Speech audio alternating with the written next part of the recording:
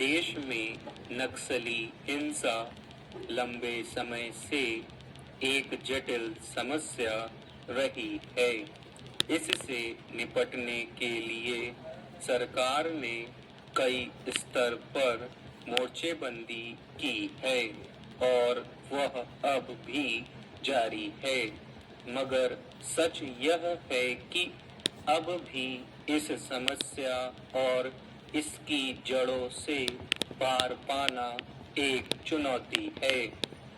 हालांकि नक्सली हिंसा का सामना करने के क्रम में पिछले कुछ समय से सुरक्षा बलों को जैसी कामयाबी मिल रही है, उससे कहा जा सकता है कि सरकार इसे खत्म करने के लिए दृढ़ इच्छा शक्ति के साथ काम कर रही है और इसी मुताबिक जमीनी स्तर पर भी कार्रवाई कर रही है।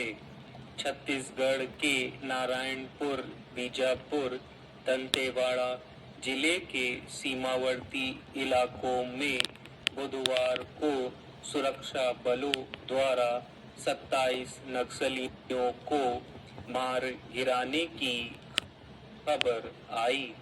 खुफिया जानकारी के बाद घेरेबंदी कर दी गई।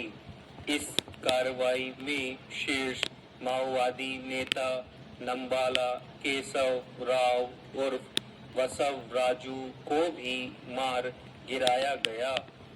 इसके अलावा गुरुवार को राज्य के सुकमा जिले में भी नक्सल विरोधी अभियान के दौरान केंद्रीय रिजर्व पुलिस बल यानी सीआरपीएफ के एक कोबरा कमांडो की मौत हो गई और मुठभेड़ में एक नक्सली मारा गया।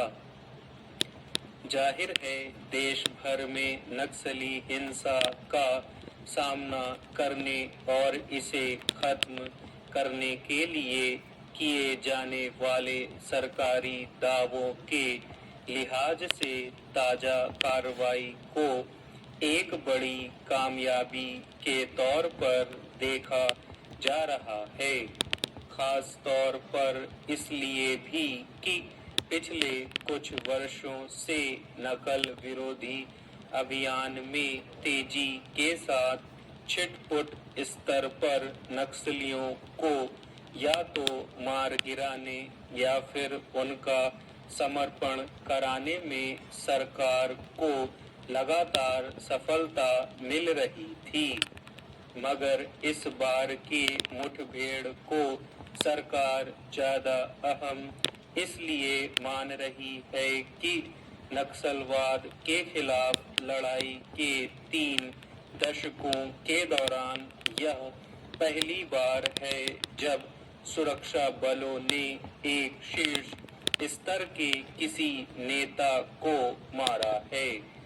ताजा अभियान के तहत हाल के दिनों में छत्तीसगढ़, तेलंगाना और महाराष्ट्र में 54 नक्सलियों को गिरफ्तार किया गया और 84 ने आत्मसमर्पण कर दिया।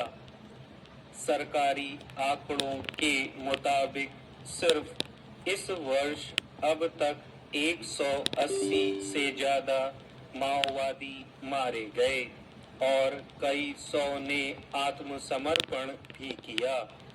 निश्चित तौर पर नक्सलवाद